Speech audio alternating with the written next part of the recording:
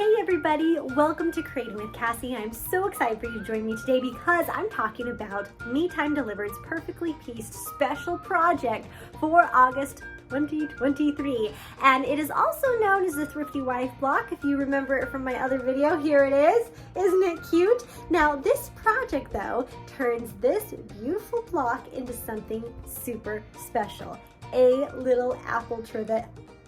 Isn't this so cute? I mean, seriously, this is the 4-inch size, but it also comes in an 8-inch size. You just need a bigger than an 8-inch hoop, so you're looking at a 9x14 or something size hoop to make the big 8-inch Apple Trivet. But they also have these cute little coaster size ones, and I am totally in love with these. I think I need to make like a gazillion because I need to start handing them out like candy to people as I love them so much. But let's take a minute and figure out how to make this, and I'm going to stitch it with you together today so that you don't have to figure it out on your own. You and me, let's do this. And I have to admit something to you. I think I need to make more than one in multiple colors, so I might just accidentally have to do that. So the first thing you got to do is cut out all of your fabric pieces, and since I'm going to do one in the actual fabric from this month, and then I'm going to do a red one, and I'm going to do a green one using other fabric from the other months, I've already gone ahead and cut them all out just in one fell swoop to make it easier, especially since these work up really quickly. Next, we're going to starch and press each of our fabric pieces. Now the pieces that make up the apple, we're going to make sure we press nice and flat until the steam is gone, and then we can set those aside. But the back pieces, we're going to take those and we're going to fold those in half. Make sure we even up those edges as best as we can, and then we're going to press them together. And so we want 2 folds, so this has a really nice back, one on each side, and that it's starched and pressed really well before we get started on the rest of our project. Now just a note on these back pieces, make sure that you press them really well on one side and then flip them over, because this side is usually a little bit damp still, and press that side as well, so that both sides are nice and crisp, and do this with both pieces. So what I have today is the 5x7 hoop, and that's because I'm going to make the 4-inch coasters. So I'm going to take my stabilizer and lay it out across my hoop so I know what size to cut it, and I'm going to cut it just a smidgen bigger than the hoop, but not by much. I'm going to go ahead and move the excess out of the way. And then I'm going to take my hoop and pull out the top piece, laying it across the bottom, and I'm going to press the top piece inside my hoop and tighten it up nice and tight. And then you see how I have some bubbling going on? I don't want that, so I'm going to just remove the bubbling. I'm not going to pull this so tight that it becomes a trampoline, but I'm just going to make sure that I don't have a lot of bubbling and ruffling going on. And then I always come back and re-tighten my hoop just a little bit, and then it's ready to go in my machine. So the first thing I'm going to stitch out is actually the placement line for the insulated batting. And this way I know exactly where to place my batting, and I can know where everything needs to be stitched. So it's going to stitch that apple shape for me, which I really love, because then it's exactly what I need it to be at the end with my finished product. Okay, and if you look at your insulated batting, it has 2 sides. It has a soft kind of white fuzzy side and then a shiny silvery side. So I'm going to put the shiny silvery side face up. That way when I have hot things that I might put on my coaster, I can have that insulated side facing up. I'm just making sure it is completely covering my placement line, and then I can go ahead and start stitching the tack down line. Now if you're worried about this shifting at all, feel free to put some tape on there. I'm just going to let it go ahead and stitch that line for us. And just like with all of the other projects from Perfectly Pieced, when it does the batting, it does tack it down twice, which I think is awesome. Once we have our batting tacked down, we're going to take our scissors and we're going to trim nice and close to that tack down line, removing all the excess batting. We don't need this in our seams. We don't want it taking up space or adding bulk, so we're just going to simply come around and cut it away and throw away the extra. We want to be as close to that stitch line as possible without actually trimming those stitches. Now the nice thing is this trivet pieces pretty much exactly as a block for perfectly pieced. So our next step is actually stitching that block pattern on our apple trivet so that we can see where to put all the pieces of fabric. And you will notice that it is outside of the apple line. It's because it is doing that square, and it will show us where everything would be cut if we had put the block on the apple trivet. So that's really kind of cool. And then we'll know where everything goes and how the block actually pieces on this apple.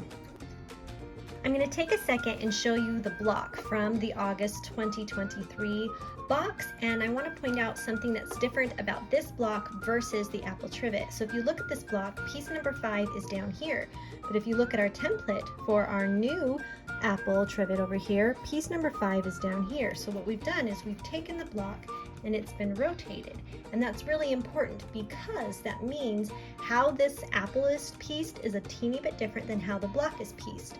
When it's pieced this way, this section right here is piece number 1, and then piece number 2, 3, 4, and 5. But that's not the same for our apple trivet. So I've zoomed in just a little bit closer so you can see we're going to actually have this part right here. This is piece number 1, 2, 3, and then we're bouncing down here 4 and 5, and then we have the little leaf on there. So that's just a little bit different than how the block is pieced, and I wanted to make sure that we understood the difference so we don't put our pieces of fabric in the wrong spot.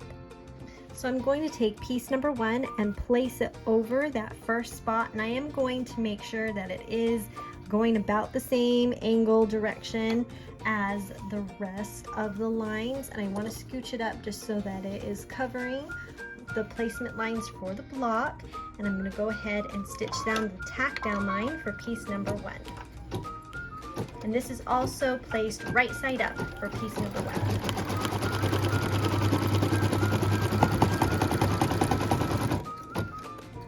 Then it's time to trim, so we're going to take our scissors and I'm going to pull up on the fabric while I cut it so that I can cut nice and close.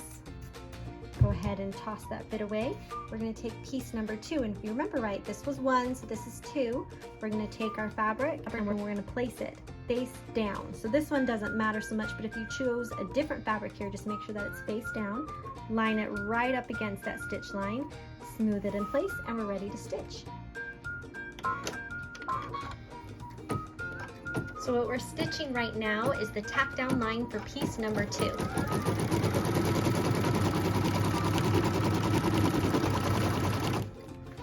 Then it's time to press. We're going to press the stitches, and then we're going to take it and fold it over, pulling it just a little bit so that it's nice and taut and we can have a really beautiful line here.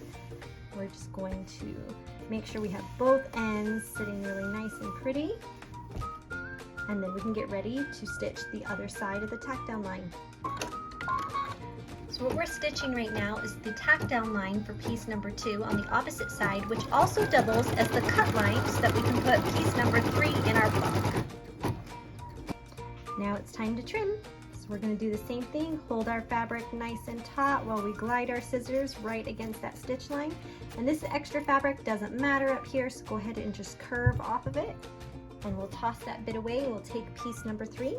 We're going to line it right up against that stitch line, making sure it's in place, smooth it, and then we can stitch it.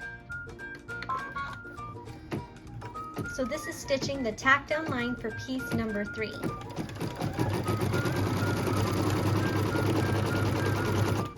Then it's time to press. Lift up our fabric, pull it taut. Oh my word, I mean, every time I see this, it's so cute.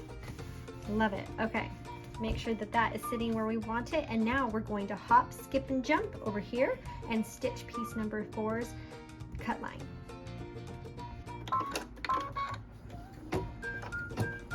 So what we're stitching right now is the cut line for piece number 4, and that is on piece number 1. Now it's time to trim. Hold your fabric up nice and taut, cut close to that stitch line, angle off a little bit over there, and then we can go ahead and place our next piece of fabric.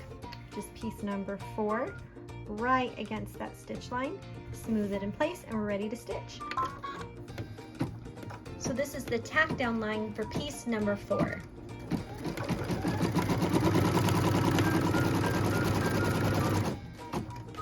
Time to press. Pull it over, nice and taut. Press it really well.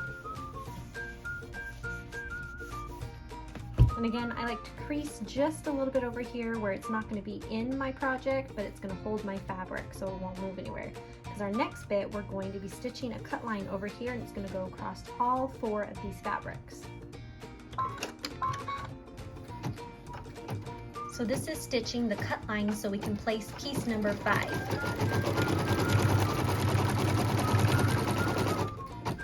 Time to trim. So I'm going to come at this at an angle again, so I don't need to worry about the other bit of fabric, because I want to just remove right here by this stitch line. I'm going to make sure I get both layers because it is doubled up right here when you stitch it. And I'm going to do that for all of the pieces. Now if you can lift it up and get your scissors completely underneath here and get both in one fell swoop, that makes it even easier. Not always possible, depends how your fabric is placed. I'm going to stitch this way, and then again I'm just going to cut straight off. That doesn't matter. Looks funny for just a second, but it will be just fine. So we're going to take our piece number 5, put it against that stitch line, smooth it in place, and we can stitch it. So what we're stitching right now is the tack down line for piece number 5.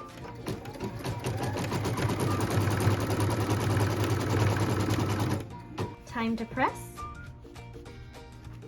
I'm going to take and pull taut, and I like to put my iron right against that stitch line if possible to make sure I'm pushing my fabric right against that stitch line.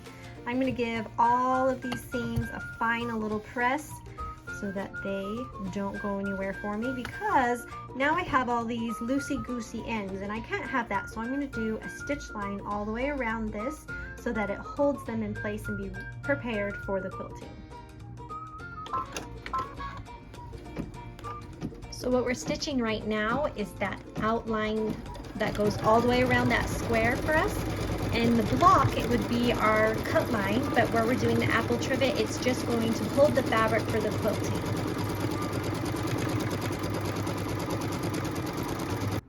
Now that I have all of those pieces of fabric tacked down, it's time to do our little leaf. Don't worry, I didn't forget about our 6 piece of fabric. So the leaf is part of the block after we have everything all stitched. So we're going to go ahead and stitch a placement line, because again, we don't want to guess. We want to make sure we put our fabric right where it needs to be.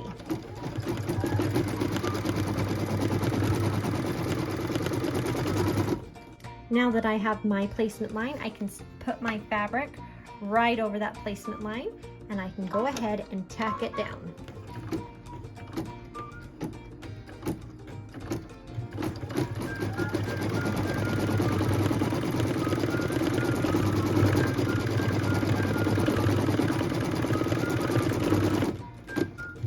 And then it's time to trim. Now, one fun thing about this leaf is it is just this cute little leaf shape on here. So you could fussy cut your fabric just a little bit and get a design dead center there if you'd like, or you can just let it be random, kind of like I did, but I really like the little crop I got of this fabric. So I'm going to trim very close to the stitch line because I am going to do a decorative stitch next, but I don't want any of the fabric fraying or looking kind of funny, so I'm going to come in here and just clean up a few of these edges so that it looks really nice. Now, so because step number 15 on my machine is a decorative outline stitch, I went ahead and changed my thread to the beautiful gray color that I got in my box this month. And we're just going to let it stitch it out all beautiful. And this just makes it so we don't have a raw edge on that fabric.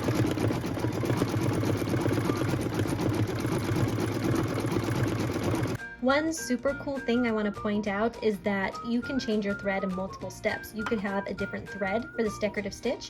Next, we're going to be quilting only in that leaf, so you could have a different thread color for that as well, or the same one as your decorative stitch. And then we're going to quilt the whole apple trivet after that, and so you can have a different thread for that if you so wish, which makes it kind of fun. So you can make your leaf, thread, and quilting and decorative stitch all match if you'd wish. So we're going to go ahead and just quilt with the gray because I really like it with the colors that I have in this apple trivet.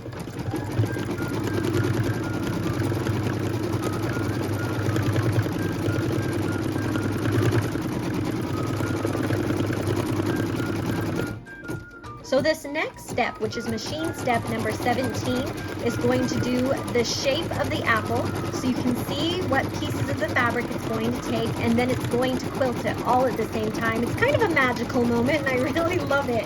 It really brings this project together.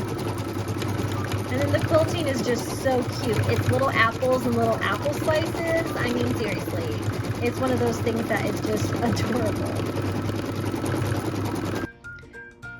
So cute. I love that quilting. Well, now what is an apple without a stem? So in your kit this month, you got some ribbon and just a little plastic. And I'm going to open that real quick and pull it out. And it's just a fun little length of ribbon. There's enough here that you could do a couple of projects with it. Where this is a baby apple, I'm not going to cut it too long because I only want a little bit of this stem. So I'm going to quick stitch its placement line, so that I know where this is going to go, and then I will trim up my ribbon. Now it's kind of hard to see because I kept the gray thread in there, but my placement line is right here, so I'm just going to mark it with my water-soluble pen to make sure that I place this ribbon exactly where I want it, and I'm just going to cut off a little bit so that I can use this to make more. And I'm going to fold it in half, and I'm going to give it a little press. We'll just scooch that over. You got to be careful with these ribbons sometimes. Depending on the ribbon, you want to finger press it, or you want to just do a quick press with your iron and then let it finish pressing as it cools down. I'm just going to hold it until it cools down so I get that little bend in my ribbon. Okay, and then I'm going to place it on the inside. I can't do it on the outside or I'm going to cut it off because we're going to trim all of this. So I'm going to set this and line it up with that placement line and just bump it over a smidge. Then I'm going to grab my tape and I'm going to tape it in place. So this is Kimberbell's wonderful tape. I'm going to just put it right across there because I can pull it out later. We're going to leave it there to stitch. So this next step, which is stitch number 19 on your embroidery machine, is tacking down that ribbon so that it stays in place for us and doesn't go anywhere. Now to finish the project in the hoop, we're going to need our two back pieces of fabric, and we need to know the raw edge and the folded edge. And so we're going to make sure that the raw edges are on the left and the right, and the folded edges are in the middle. We're going to place them over our apple trivet, right on top of each other, making sure that they overlap. So you want to have a good overlap right here so that they have a really nice finish. And then I like to just double check that I'm going to completely tack it down when I go around the apple shape. Just making sure that I like what I see. And then we're gonna go just a little bit crazy with the tape. So I'm gonna pull this out and bring it a little bit closer so we can see what we're doing. The last thing we want is our presser foot to catch that fold and pull our project out of the hoop. So we're going to take our tape and we're going to make sure everything's set, and we're going to put it all the way across the bottom here. And then we're going to do the same thing with the top. We're going to bring our tape under our foot here, and we're just going to line it all the way across the top. And yes, it uses a lot of tape, but it's better than risking this popping out. Now you can go ahead and feel and just put the tape right here on the top and the bottom where you know it's going to be, or if you're a little bit nervous about this, you can go ahead and put a long piece of tape across the whole center. Just smooth it in place. And now we're not going to be so worried about our presser foot catching anything and popping our project out of the hoop. So we're going to slide it right back in there, and we're going to stitch this final outline stitch, which is also in the shape of that apple.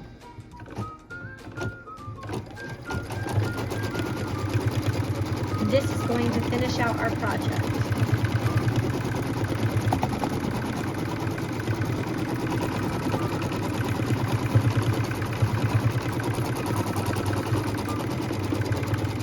And the good news is it does do it twice for security, so we can feel like this is well tacked down and joined together.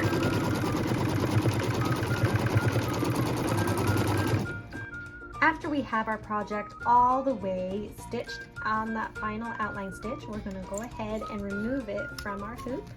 So all we have to do is release it and set that to the side, and I'm going to take the tape out of the center here. I'm not going to bother with all of that at the top because it's going to be trimmed off anyway. So I'm just going to worry about it where it might be in my seams. Toss that aside, and then I'm going to grab it right here so it doesn't add any bulk to my apple. All right, so that's all I need to worry about as far as removing tape on that top piece. I'm going to grab a little bit of it here by the bottom just because of how close it is. Make sure I get the tape out of my seam. And then I'm going to take my scissors and I'm going to do a rough trim. Just kind of rough at first. Just get rid of all of that excess stuff. It's okay if it's a little wonky because we're going to come back in and trim it really nice in just a second. But that just gets rid of all the extra stuff so it's not a bother. Okay, then I'm going to come and I'm going to trim about 1/4 inch away from that final tack down line. Just keep it kind of smooth, follow the curves. Go around. And then even come in here so that we don't have too much bulk. And cut out that extra so it has kind of that apple shape. Now we know that when we have curves, it really helps if we clip them so that we have that beautiful curve line. So I'm going to come in here and I'm going to clip a whole bunch of notches. And I'm just going to be very careful not to trim that stitch line at all. This one has a lot of fabric right here. Okay. And then I'm just going to go around and trim all of these.